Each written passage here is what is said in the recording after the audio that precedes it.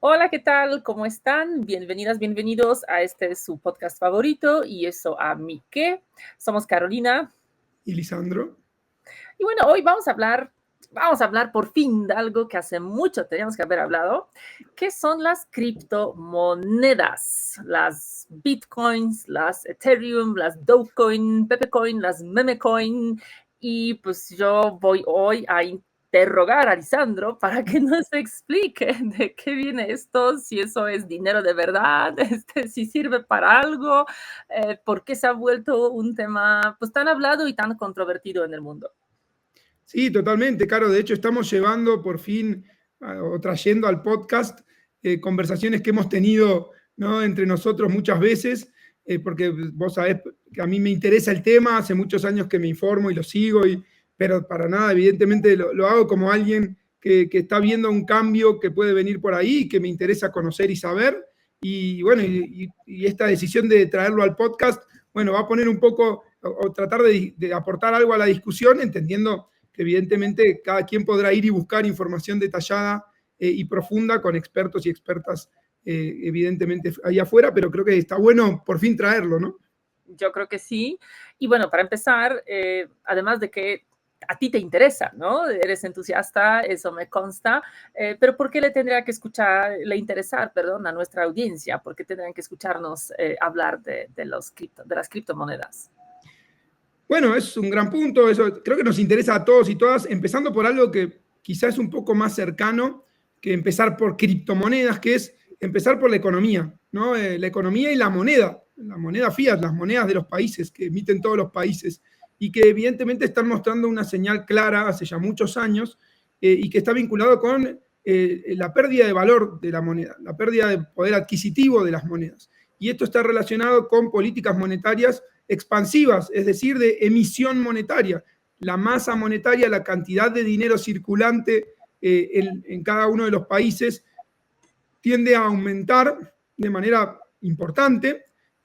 Hace ya más de 10 años, incluso más, pero en los últimos 10 años ha habido, sobre todo, por ejemplo, en la pandemia, fue un contexto en el que hubo una gran emisión monetaria, y cuando la emisión monetaria es muy grande por parte de los bancos centrales, evidentemente eso lleva a dos cuestiones. Una es la pérdida de valor o pérdida de poder adquisitivo de la moneda, y por otro lado también la inflación, ¿no? Dos cuestiones que nos preocupan a todos, a todas, dependiendo desde dónde nos escuches, un poco más o un poco menos, pero esto está pasando en todos lados, empezando por el propio Estados Unidos. Claramente en Estados Unidos, en Europa, uno dice, no, esto es algo que pasa en países como Argentina, ¿no? Venezuela, sí, obviamente, sí, Turquía, claro, sí, pero en todos los países está pasando en una proporción mucho menor, pero es una preocupación clara el tema de la inflación y de la pérdida de poder adquisitivo. Entonces, en una respuesta a estos problemas y a este tipo de poder que tienen los bancos centrales, el Estado como emisor de la moneda, finalmente está en manos de quien dirige la política monetaria, hacer que la moneda con la que tú cobras tu salario o tienes tus ingresos valga más o valga menos según la decisión de política monetaria, ¿no? Y eso en algunos países está mucho más atado a las decisiones políticas y en otros a decisiones más técnicas. Y esto nos pone en un problema a todos, dependiendo de dónde vivas, de nuevo, más o menos, o más presente o menos presente, o más importante o menos importante. Pero es un problema que todos estamos enfrentando. Y ahí, en esa cuestión de qué pasa con eso, las criptomonedas, empezando por Bitcoin, se han posicionado como una opción, ¿no? Como una opción de una moneda no centralizada que nadie puede controlar, como un banco central que dice voy a emitir, no voy a emitir, voy a subir la tasa de interés o a bajar. Una moneda descentralizada, y así se presenta Bitcoin como una forma de pago descentralizada, peer-to-peer se llama, ¿no? Es decir, entre pares, sin intermediaciones, ¿no? Eso es lo que propone un poco de manera muy resumida el white paper de Bitcoin, el paper donde se presenta Bitcoin, supuestamente es creado por Satoshi Nakamoto, que nadie sabe quién es, nadie sabe si es una persona, si es una entidad, si es una organización, un grupo de personas, y eso también tiene que ver un poco con el origen misterioso de todo esto, ¿no? De acuerdo. A ver, antes de que entremos a todas esas complejidades, ¿no? Del rol que puede tener Bitcoin y las otras criptomonedas en el sistema financiero, de por qué algunos gobiernos los abrazan y otros no, yo creo que sería bueno que empecemos por lo más básico y que nos expliques, pues, ¿qué es esa cosa? ¿No? Yo cuando estuve pues, preparando y pensando qué te voy a preguntar sobre las criptomonedas, hoy sí, por más entusiasta, estás en el rol de experto en este chat, en este podcast. Entonces, la definición así básica y más sencilla que encontré es que son activos digitales descentralizados basados en blockchain. Ya nos explicaste el tema de la descentralización, o sea, no están controlados por una organización que decide si los emite, si no los emite, pero ¿qué significa todo lo demás? O sea, ¿qué onda? ¿Qué son esos activos digitales?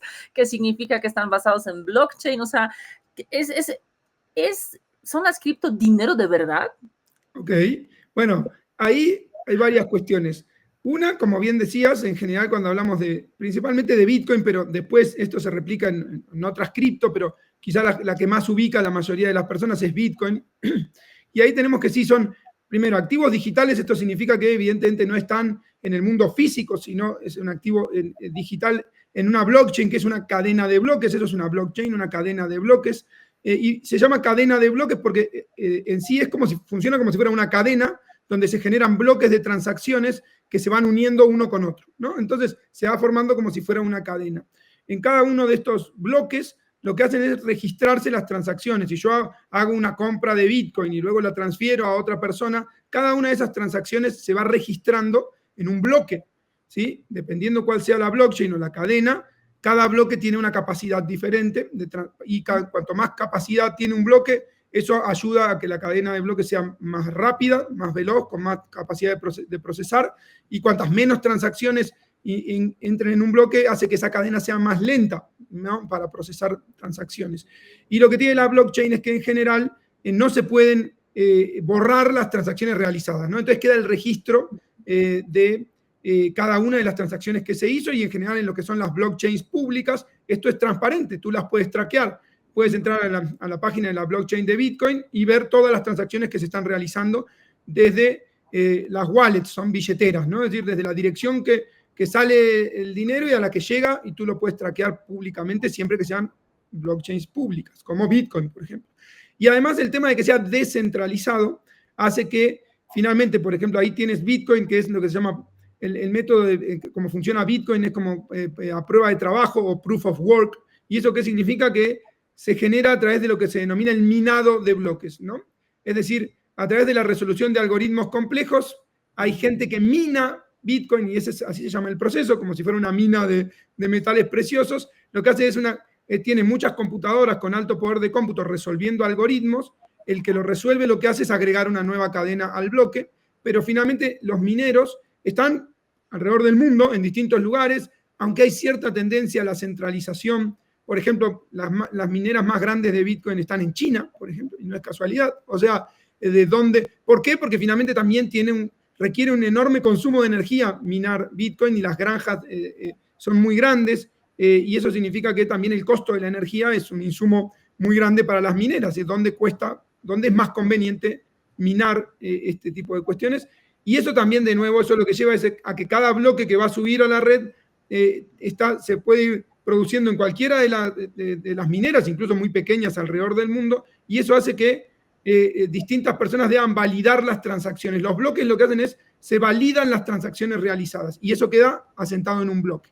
Pero para validarla, tienen que validarlas distintos mineros alrededor del mundo, no es una sola. Entonces, eso es como el beneficio de lo descentralizado, ¿no? Okay. Pero ¿por qué? Espero haberme explicado.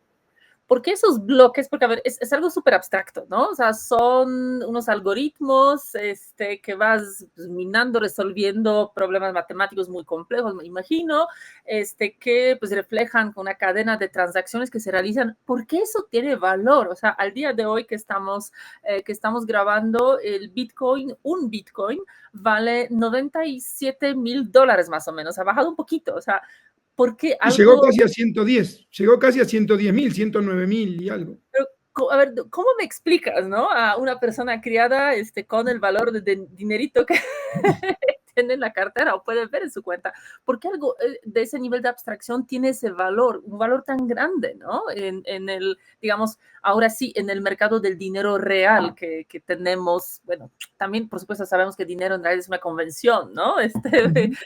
Tampoco es que exista realmente, ¿no? Y pues sabemos que antes ha sido su valor sostenido en metales preciosos, por ejemplo, ¿no? Pero bueno, ya hemos tenido que abandonar esto porque ya no había manera de sostener nuestras economías, entonces dinero en realidad también es un asunto de cierto nivel de abstracción, pero como lo imprimimos o lo movemos entre cuentas, pues tampoco o sea, ya dejó de ser para nosotros tan abstracto, ¿no? Pero los bitcoins suenan como medio mágico, ¿no? No, bueno, a ver, pensemos en esto. Sí, tú sabes que el dinero se imprime, ¿no?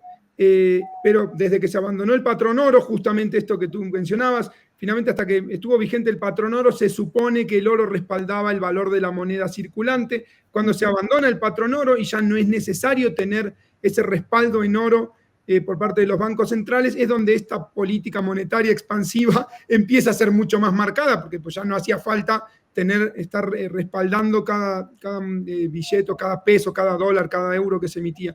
Y esto es donde empieza este problema que comentábamos al principio, empieza a ser más claro o más patente. Y ahí es donde justamente el tema de, perdón, de lo que le da valor a Bitcoin es la escasez, ¿no? Como suele pasar en los temas de oferta y demanda en los mercados, Bitcoin está programado para solo emitirse, si mal no recuerdo, 21 millones de Bitcoin, ¿no? Ahora ya hay circulando más de 19 millones, pero se van emitiendo, hay todo un proceso de emisión que cada más o menos 4 años o 10.000 bloques que se minan, la recompensa que se le da a los mineros por resolver estos algoritmos es menor y eso hace que cada vez la cantidad de bitcoins que se agreguen nuevos sean cada vez menos. La mayoría de los bitcoins ya están emitidos, pero todavía bitcoin se va a seguir emitiendo como por 100 años, pero muy poquito, y eso hace que, como es escaso, eso pueda darle valor, es decir, siempre y cuando evidentemente las personas tengan confianza en que ese activo puede ser una reserva de valor, y eso es importante. ¿Qué es el dinero? Las funciones del dinero, y uno puede pensar en el dinero como un medio de intercambio, una unidad de cuenta, un depósito de valor, son características del dinero. En este caso, Bitcoin particularmente, no es tan útil como medio de intercambio. ¿Se puede usar? Claro que sí, así fue creado, ¿sí? Fue creado para poder hacer intercambios entre privados sin necesidad de intermediación bancaria, por ejemplo, ¿no? Ni pagar comisiones tan altas. Entonces, obviamente esto fue evolucionando, cada vez más gente usó Bitcoin, la cadena de Bitcoin es lenta y sí es cara, entonces no es tan útil como medio de transacción. Si tú quieres ir a comprarte un café con Bitcoin, va a ser complejo, tarda la red en procesar, o sea, entonces no está diseñado para que se hagan muchas transacciones por minuto, ¿no? O por segundo. Pero sí tomó un protagonismo como reserva de valor, ¿no? Es donde Bitcoin hoy parece haberse ubicado, ¿no?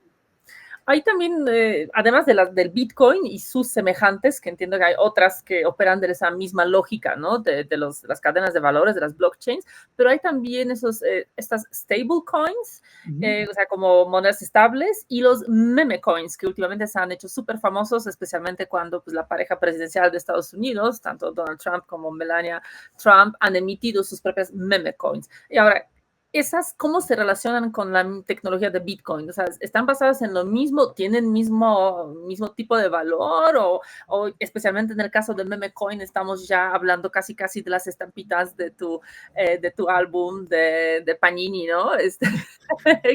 Que tiene valor solo porque la gente lo colecciona y lo quiere tener. A ver, explícanos un poco las stable coins y las meme coins. Ahí hay dos cosas muy diferentes, Caro, muy diferentes. De hecho, una de las cuestiones que hay que tener presente es que más allá de Bitcoin, ya lleva muchos años el ecosistema cripto desarrollándose y a partir de tecnologías blockchain hay muchas blockchains diferentes. La primera fue la de Bitcoin, pero hoy hay muchas. Quizá la de Ethereum o Ethereum, como quieran llamarle, es la segunda más grande cripto por capitalización de mercado y quizá dos de las que en principio fueron las que se le permitió funcionar de manera más clara antes en el tiempo, porque acá también hay un tema de regulación, ¿no? Y qué pasa con esto, finalmente, con las regulaciones de cómo funcionan las cripto, a Bitcoin y a Ethereum. Se les dio lo que muchos llaman el pase gratuito por parte de la autoridad de Estados Unidos, la SEC, la Comisión de Bolsa y Valores, que regula todo lo que es, por ejemplo, la operación de la bolsa en Estados Unidos y también este tipo de activos, y que dijo, bueno, Bitcoin y Ethereum no son valores que deban ser regulados por la SEC, y entonces eso hace que se puedan intercambiar como commodities, ¿sí? Como si fueran materias primas, si uno quiere decirlo de alguna forma, ¿no? Entonces, tú no estás comprando Bitcoin y tienes una acción, sino que es como si compraras oro, ¿no? Entonces, Bitcoin es como... Entonces, le permitió comerciarse. Otros activos tuvieron otros problemas y la propia SEC denunció a varias empresas cripto y a varios exchange, y eso hace que, bueno, se demoró un poco. No nos vamos a meter en eso, pero por eso la industria cripto ahora está tan entusiasmada en Estados Unidos con el cambio de la administración Trump, porque la administración de Biden realmente puso muchas trabas, ¿no? A toda esta industria, y las trabas no implicaba no regular. De hecho, lo que pide la industria cripto seria, la industria cripto que busca aportar valor, es que regulen, que digan claramente cómo sí funciona, qué no, que sí, porque el problema es que no hay una regulación clara, entonces eso ha demorado. Pero, a ver, me refiero a esto, ¿por qué? Porque ahí tenemos, el espacio es muy amplio. Y tú hablabas, por ejemplo, de las stablecoins, ¿no? Las stablecoins son monedas estables, en principio las más usadas en el mundo son las vinculadas al dólar, pero hay stablecoins vinculadas a otras monedas, al euro, al real brasileño, a la que tú quieras. Es una moneda digital creada y que está atada uno a uno con el valor de la moneda que esté representando en una blockchain de manera digital. Y en general, las stablecoins no necesariamente son criptomonedas, es decir, una criptomoneda, y acá perdón que hago una ventana, pero una criptomoneda es la moneda nativa de una blockchain, es decir, la moneda nativa de la red de Bitcoin es Bitcoin, la moneda nativa de la red de Ethereum es Ether, ¿sí? La moneda nativa de la red de la XRP Ledger es XRP o XRP, y así hay muchas, ¿no? Pero la moneda nativa, esa que tú tienes que tener si quieres hacer transacciones dentro de la red, tienes que pagar las comisiones y todo con esa moneda.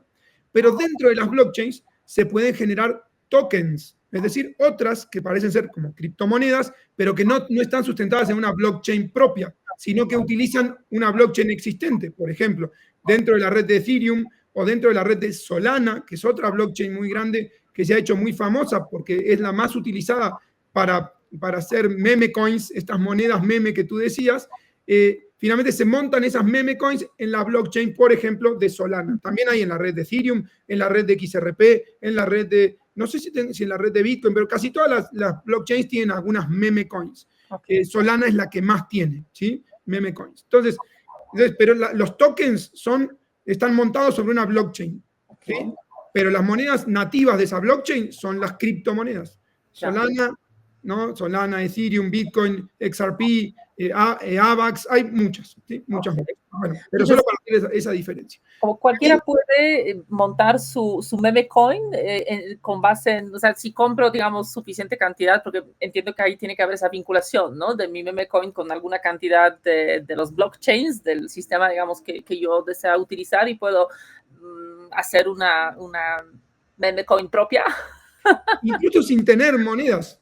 Ese es uno de los problemas hoy en día en la industria, sobre todo lo vinculado a las memes, ¿no? Esto que ahora salió como muy, con el escándalo que hubo de Milei en Argentina, hizo como un boom, y tú mencionabas también el tema de la moneda de Trump y de Melania, antes de que asumiera Trump, literal 2 días antes o 3 de que asumiera, que lanzan su meme coin, y ahí lo que tienes que, tú puedes, incluso hay plataformas que te permiten crear una meme coin, casi que tú le pides a una inteligencia artificial, créame una meme coin, y la crea y la pones en la red de Solana, ¿no? Y este es el problema, ¿no? Eso es un problema en la comunidad, porque hay gente que sabe que eso funciona de esa manera, ¿no? Y sabe que invertir entre muchas comillas, que en realidad comprar una meme coin es literal, como decías, es casi una estampita del Panini que vale mientras la gente diga, mira, lo estoy comprando mucho, y como lo están comprando mucho, simplemente, otra vez, por un tema de cuántos tokens hay disponibles, si hay mucha gente queriéndolo comprar, el precio sube, se ponen como de moda, incluso la moda puede durar horas, como pasó con lo de Milei,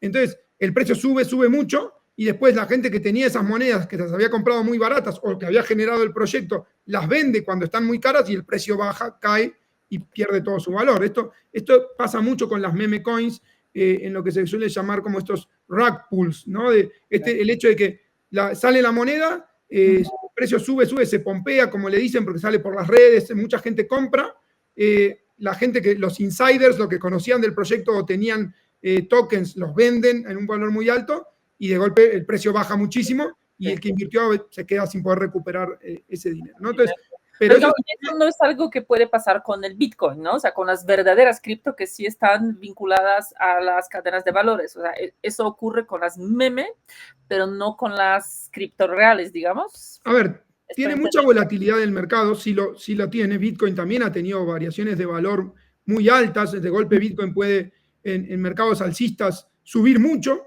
pero en mercados bajistas bajar el 40, el 50% de lo que había subido. El tema es que lo que ha mostrado Bitcoin hasta ahora, y por eso se ha posicionado como una reserva de valor, es que a largo plazo, bueno, lo que vamos a llamar largo plazo, entendiendo Bitcoin, que son en realidad 15, 16 años, ¿no? Desde que Bitcoin existe, a largo plazo siempre ha subido su valor, siempre. De hecho, lo que tú decías, ha llegado a más de $100.000 cuando venía de menos de $1, ¿no? Hace 15 años. Entonces es como decir, bueno, siempre ha subido. Y esto tiene que ver con que se ha adoptado como una reserva de valor, sobre todo como una reserva de valor. Cuando tú decías, es como una moneda real. A ver, para el intercambio no es tan útil, pero sí como una reserva de valor porque a largo plazo ha mostrado que el valor aumenta. Y esto tiene que ver otra vez con oferta y demanda. Y como la demanda es limitada, como la oferta es limitada, y aparte de muchos bitcoins que ya no están ofreciéndose porque ya alguien los tiene y ya los compró, entonces no son parte de la oferta que se está que uno puede ir a comprar, pues hace que el valor aumente, ¿no? Y además se espera Bitcoin sí ya está adoptado de manera institucional mucho más claramente, ya tienen ETFs que las más grandes gestoras de capital en el mundo tienen ETFs de Bitcoin, empezando por BlackRock, quizá la más grande del mundo. Entonces, que Bitcoin se vaya a cero sería, no digo, vamos, puede pasar, pero realmente sería algo mucho más complejo. En Estados Unidos incluso hasta Trump habló de una reserva estratégica de Bitcoin, que después parece haberla matizado como una reserva estratégica de activos digitales y que no sea solo Bitcoin, habrá que ver hacia dónde va eso, pero sí, evidentemente esa moneda, por ejemplo Bitcoin o las monedas más grandes, eso es muy complejo que pase algo como esto, ¿no? Pero en las meme coins que de vuelta se crean todo el tiempo, y eso es un problema, pues sí, hay algunas que pasan estas cosas. Sí pasa. ¿No? Muy bien. A ver, siguiente como bloque de preguntas, porque creo que ya nos queda bastante claro de qué es esa cosa, ¿no? O sea, qué son esas cripto. Cuidado con las meme coins, no vayan a invertir su precioso dinero en las meme coins. Pero ahora, el potencial de esa... O sea, claro, perdón. Hay gente que ha ganado mucho dinero, evidentemente, pero hay mucha más gente que ha perdido mucho, ¿no? Exacto. Sí. Entonces ahí, ojo, no estamos incitando a nadie que compre no, ni mucho menos. No, ya por el estilo. Pero hay que entender qué son, cómo funcionan.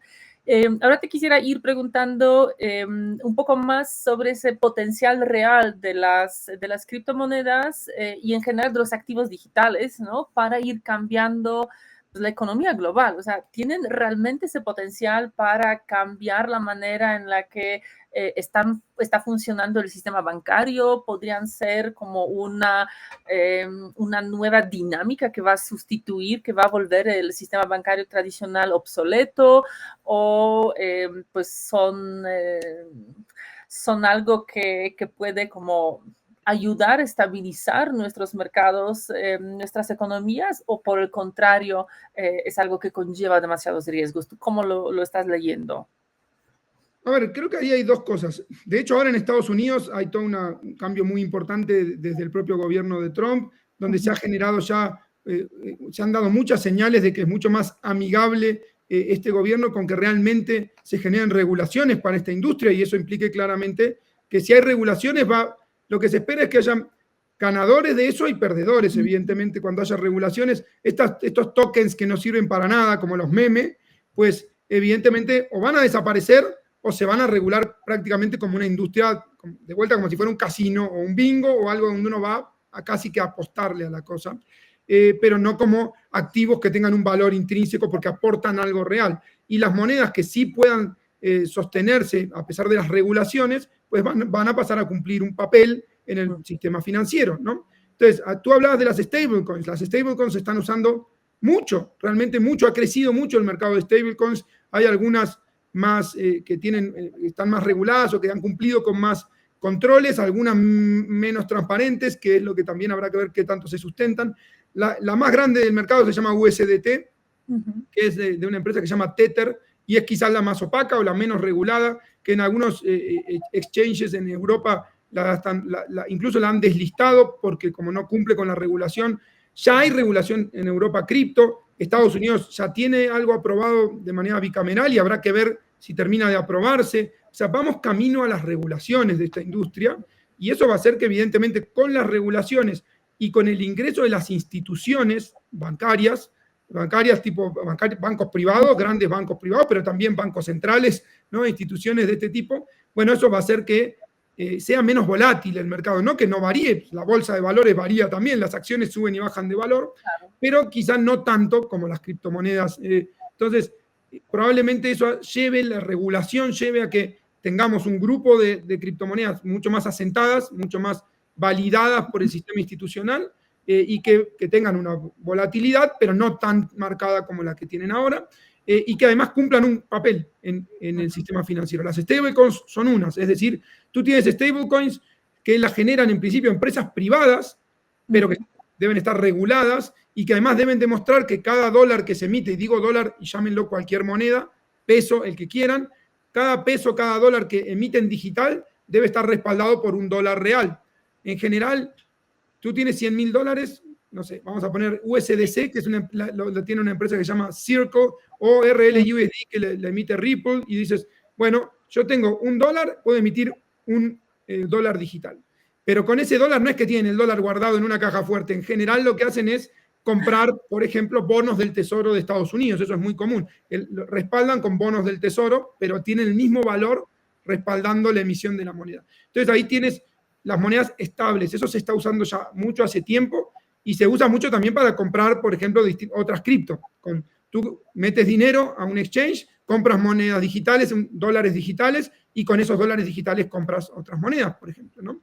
O directamente con la moneda de tu país compras monedas, otras cripto, si te lo permite tu exchange en cada lugar. Pero entonces la regulación va a llevar a eso, y principalmente a lo que es hacer que haya menos fricciones en el mercado, que las transacciones sean más rápidas y más baratas, ¿no? Eso, a eso apunta en muchos sentidos el tema de las criptomonedas, cambiando el sistema financiero.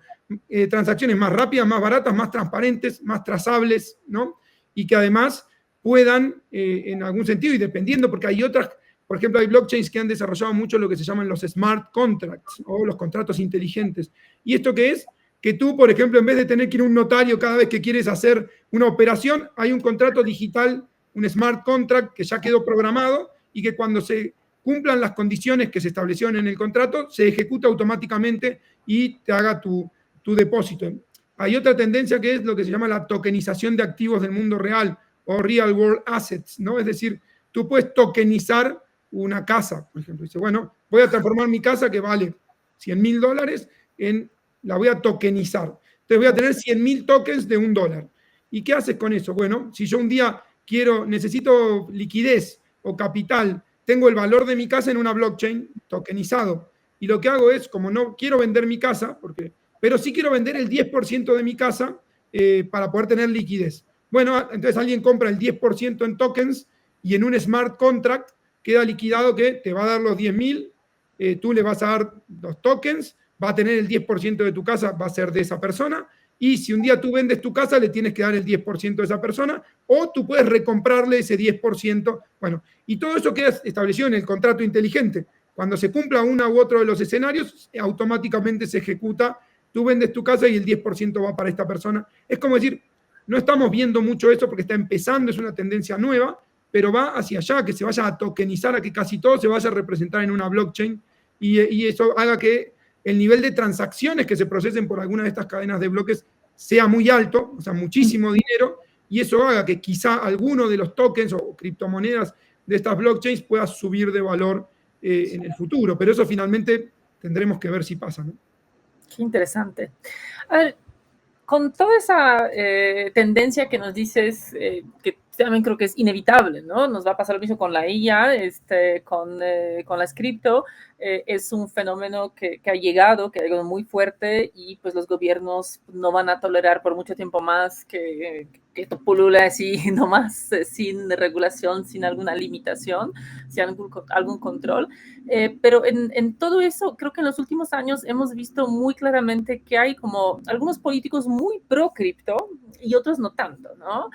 Y aquí, bueno, los que pues ya hemos mencionado, ¿no? A Milei, en Argentina, quien llegó, bueno, más de su incidente de la semana que pasada, entonces, antepasada, con esa burbuja, ¿no? Que reventó de inmediato, esta gente que lo acusa por engaño, por haber promocionado mediante sus redes una de esas meme coins que pues, terminó en pérdidas importantes para muchas personas. Tenemos a Trump que emitió una meme coin, pero también, como decías, está promoviendo que Estados Unidos tenga una reserva de activos digitales, que será Bitcoin, algunas otras posiblemente. Tenemos a Bukele, ¿no? Que fue quizá pionero en ese sentido de establecer inclusive a Bitcoin como, si entiendo bien, una de las monedas aceptadas en El Salvador. Lo de Bukele funcionó, no funcionó, y en general, como, ¿por qué?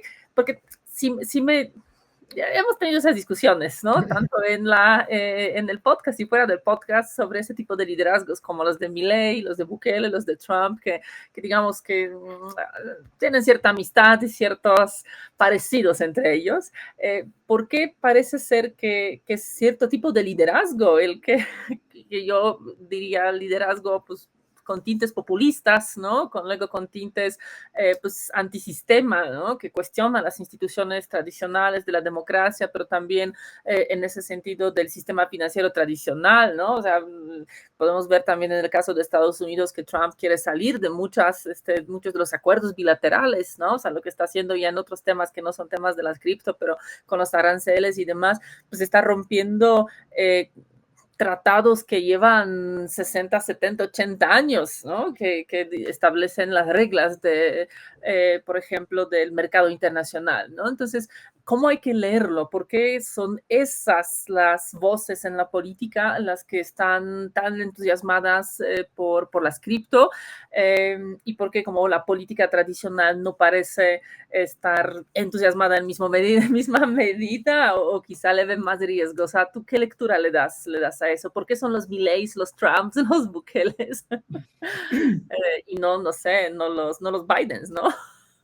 No, a ver, creo que ahí hay varias cosas para analizar, pero primero, el origen de Bitcoin y todo esto era algo como más contra la intervención del Estado en la economía. Es decir, saca las manos del plato, ¿no? Al Estado, que realmente estás haciendo que nuestras monedas valgan cada vez menos y cada vez somos más pobres, aunque ganemos lo mismo o más, y cada vez nos sirve para menos, ¿no? Es decir, los bienes se encarecen y esto tiene que ver con la pérdida del poder adquisitivo de las monedas, ¿no? Entonces era una propuesta que decía, bueno, podemos hacerlo sin el Estado. Era un poco eso. Se fue transformando y esto también tiene que ver, y ahí hay muchas especulaciones respecto al origen de Bitcoin, ¿no?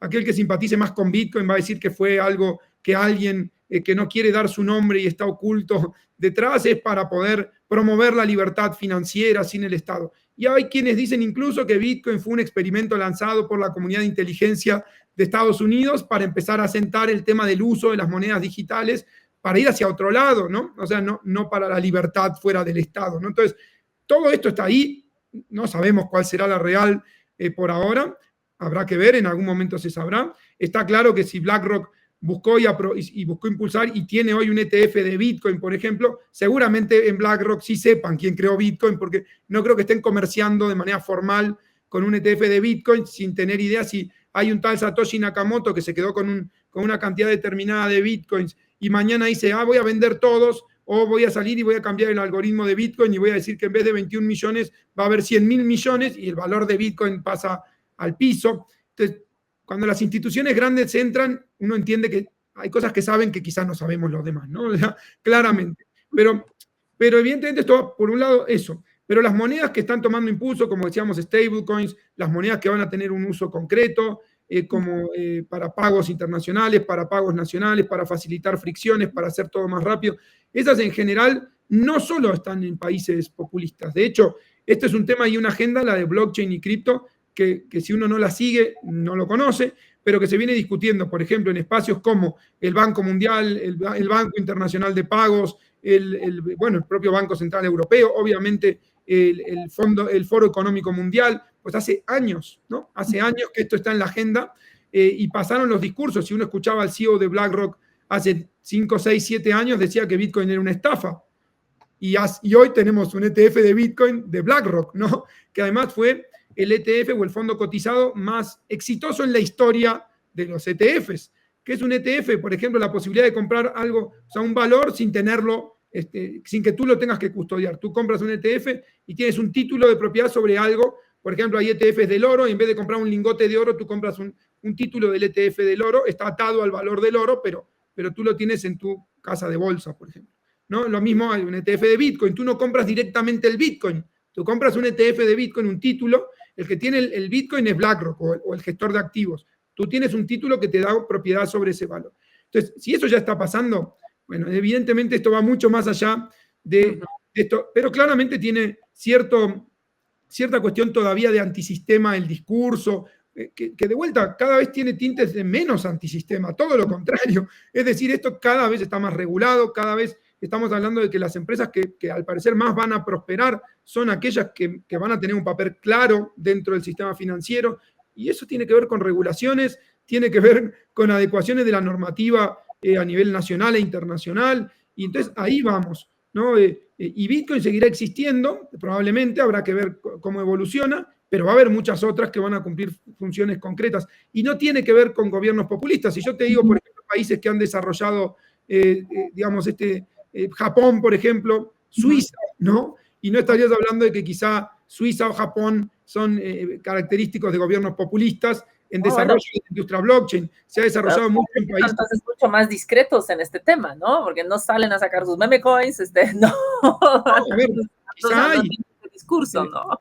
De vuelta, el presidente no saca una meme coin, ¿no? Eso es algo diferente. Pero digo, sí favorecen el desarrollo de la industria cripto o blockchain, ¿no? En Europa ya hay regulación. Y acá hay algo muy importante, me parece, Caro, que no hemos mencionado hasta ahora, que es todo lo que ha sido la investigación o el desarrollo de lo que se llaman las CBDCs o las monedas digitales de los bancos centrales. Porque eso tiene que ver con el desarrollo de blockchains de los propios bancos centrales para desarrollar monedas digitales, que también es una discusión que se está desarrollando hace años. Sí, incluso hay algunos mapas dando vueltas, si quieren lo dejamos acá abajo en la descripción del video en YouTube, donde uno puede ir traqueando cómo va el desarrollo de las CBDCs en todos los países del mundo. Hay algunos que ya la tienen lanzada, hay otros que lo tienen en etapas de prueba piloto y otros que están en etapas más tempranas, pero que lo están desarrollando. Por ejemplo, Trump, ahora cuando llegó, dijo que él estaba totalmente en contra de que Estados Unidos lanzara una CBDC, una moneda digital del Banco Central, pero sí está impulsando stablecoins, por ejemplo, ¿no? Monedas estables. Entonces habrá que ver. Pero, y la discusión de la CBDC es muy profunda, porque también tiene que ver con el dinero digital, pero eso tiene que ver con cómo a través de blockchain y de dinero digital el gobierno o el Estado puede tener control sobre cada una de las cosas que tú haces con tu dinero, porque puede haber o sea, como es transparente y traqueable, puede tener una idea de cada cosa, dónde lo usaste, cuánto usaste, qué compraste, a qué hora, en qué lugar. O sea, todo eso que le va a dar un control mucho más estricto del control de las monedas digitales a los bancos centrales o a las autoridades de los estados, y diferente de lo que es hoy el efectivo, donde una vez que tú tienes el efectivo, pues es muy difícil de rastrear o de traquear el efectivo. Entonces, los gobiernos nos dan incentivando para que dejemos el efectivo, ¿no? Y que lo usemos cada vez menos. Pero también es muy interesante lo que estás comentando, porque como el estereotipo es como del que nace con esa idea de antisistema, es que justo las cripto te permiten anonimidad, ¿no? O sea, que si tú haces esas transacciones como en el mundo digital, que entonces no vas a ser rastreable, que puedes encontrar la anonimidad, y parece que es justo lo contrario, ¿no? No, a ver, eso es importante, Caro. O sea, sí se puede, si tú, por ejemplo, operas en lo que es hasta ahora, por ejemplo, todo el escenario DeFi de finanzas descentralizadas, por ejemplo, en las blockchains, cada una de las blockchains suele tener sus DEX, que son como sus intercambios descentralizados, ¿no? Esos en general todavía tú tienes que crearte una wallet, que funcione en esa blockchain, y ahí tú puedes comprar monedas y a través de los DEX puedes hacer intercambios de las criptomonedas de la red a los otros tokens, ¿no? Como por ejemplo, esto de comprar una meme coin que está en Solana, tú tienes que tener del token Sol, del token de la cripto Sol de Solana, para cambiarla por otro token en esa red, ¿no? Y eso lo puedes hacer en los DEX. Pero también están los SEX, que son los exchange descentralizados, los exchange centralizados, como los más grandes que hay en el mundo, Binance o Coinbase o Kraken, Crypto.com, hay muchísimos. En América Latina, Bitso, por ejemplo, es bastante grande. Aquí en México, que también opera en Argentina, en Brasil, hay varios. Pero esos están más regulados, es decir, y se tiende a que cada vez haya más regulación y que los exchange empiecen a funcionar más cercano a lo que puede ser una casa de bolsa o un banco incluso, e incluso que los propios bancos puedan ofrecer criptomonedas entre los activos que ofrecen. Pero eso tiene que ver con que lleguen las regulaciones y que todo esto tenga como un marco mucho más claro de funcionamiento. Pero claro que hoy tú puedes mantener cierto anonimato si operas, sobre todo con los DEX, con los descentralizados, o con algunos exchanges centralizados que todavía no te exigen que tú entregues alguna documentación para abrirte una cuenta, como te exige cualquier banco. Pero los exchanges más grandes en general te piden que tú subas, obviamente, tus datos, alguna documentación, lo que se llama hacer KYC, ¿no? Es decir, quién es, conoce al cliente. KYC significa eso, ¿no? Es como Know Your Customer. KYC significa Know Your Customer y significa entrega tus datos para que nosotros sepamos quién está registrando esta cuenta en el exchange. Entonces, si tú operas con un exchange que te pide el KYC, pues es como si fuera un banco, tiene tus datos. Cada operación que tú hagas, pues tú la tienes, está registrada y te pueden decir la hizo tal persona. Y en el fondo, incluso las operaciones en los DEX pueden ser rastreables utilizando ciertas cuestiones de inteligencia que los estados han desarrollado. Entonces, no es esto de que es tan anónimo. Claro que hay maneras de ser más anónimo, ¿no? Pero no es que todo lo que pasa en cripto es anónimo, tampoco es así. Creo que es una excelente introducción al tema de las cripto que seguramente en algunos otros episodios vamos a estar retomando porque es un tema relevante. Pero antes de irnos, creo que última pregunta que te quisiera hacer es, ¿cuál es el panorama de las cripto y el uso de las cripto en América Latina? O sea, como región, ¿no? O sea, ¿dónde estamos parados en este tema? Bueno, últimamente en América Latina ha habido un crecimiento de las personas que utilizan criptomonedas muy grande, ¿no? O sea, obviamente esto es bastante claro en países como Argentina o Venezuela, donde hay una inflación muy alta y eso implica que la moneda pierde valor, o el poder adquisitivo de la moneda pierde valor más rápido porque la inflación es mucho más alta. Entonces, ha habido muchas más personas que van a cripto o van a tanto sea a monedas estables, como decíamos, stablecoins, o a Bitcoin o a una moneda que les permita mantener digamos, el poder adquisitivo, que no se devalúe tanto, que no se deprecie tanto, y eso les permite tener el valor de su dinero, de su moneda. Y entonces, pero también ha crecido mucho el uso de cripto en México, por ejemplo, que tiene una inflación muy controlada. O sea, entonces esto realmente cada vez crece más, porque evidentemente cada vez tiene más difusión también, cada vez hay más conocimiento. Bitcoin es el que embandera todo esto, el principal, pero en general la gente que se involucra en el ecosistema entra por Bitcoin o entra por Ethereum, pero después termina conociendo otras opciones dentro del sistema. Entonces, es como que el crecimiento está ahí, cada vez hay exchange más conocidos en América Latina, como decía, Bitso es muy, muy conocido, que se creó aquí en México, pero ya opera en Brasil y en Argentina. Hay otros exchange generados en cada uno de estos países, evidentemente. En Colombia también hay una comunidad creciente, por ejemplo, sobre todo de Bitcoin, pero de otras monedas también. Entonces, es como decir, está creciendo el interés y el uso de cripto. Como decimos, esto va a llegar a algún momento en el que incluso los propios bancos te ofrezcan esto de vuelta cuando esté suficientemente regulado. Los bancos no se van a meter a ofrecerte algo que pueda terminar siendo perjudicial para ti, para ellos, evidentemente, pero cuando esté regulado, probablemente no todos, no te van a ofrecer una meme coin los bancos, ¿no? Pero sí, muy probablemente te puedan ofrecer Bitcoin o Ethereum o XRP o XLM o HBAR o distintas monedas que se usen para algo. Ahí me parece que hay algo importante, que es, por ejemplo, algo que y la gente puede investigar si quiere, todo lo que es la regla de mensajería ISO 20022 o 20022, como le dicen algunos, que es de mensajería justamente de intercambio, transacciones financieras globales y que acelera los tiempos de transacción en la mensajería, en lo que es enviar la transacción y también el dinero de la transacción. Y hay varias cripto que cumplen esa regla y esa regla entra en vigencia en 2025, por ejemplo. Y entonces hay varias blockchains y criptos que van a estar detrás de eso. Hay muchos cambios que quizá ni los vamos a notar. Vamos a seguir usando el mismo banco que usamos siempre, solo que la tecnología que está usándose detrás está sustentada en blockchain y en cripto, y quizás ni nos vamos a dar cuenta. Y eso va a hacer pero que ya esté funcionando diferente, ¿no? Y eso, de nuevo, es esto de quizá eso le va a dar valor a activos digitales, algunos activos digitales. Y por otro lado, algo que no hemos hablado y quedará para otro episodio, que es que la blockchain también puede tener muchos otros usos. Se están explorando muchos usos de la tecnología de cadena de bloques que no solo sea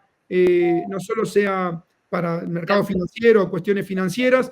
Se han explorado temas desde, no sé, documentos digitales, documentos personales, me refiero, tu documentación personal que emite el Estado, que se pueda sustentar en blockchain, o títulos universitarios, o, como decíamos, la tokenización, los títulos de propiedad, o incluso, por ejemplo, para elecciones, para organizar elecciones con blockchain, que hay quienes están a favor, quienes están en contra, ¿no? Se han señalado pros y contras de utilizar la tecnología, pero también la tecnología de blockchain quizá la veamos usándose en muchas otras cosas en el futuro. Entonces, habrá que ver hacia dónde va esto, y evidentemente muchos temas que nos quedan fuera, Caro, pero creo que como introducción estuvo interesante.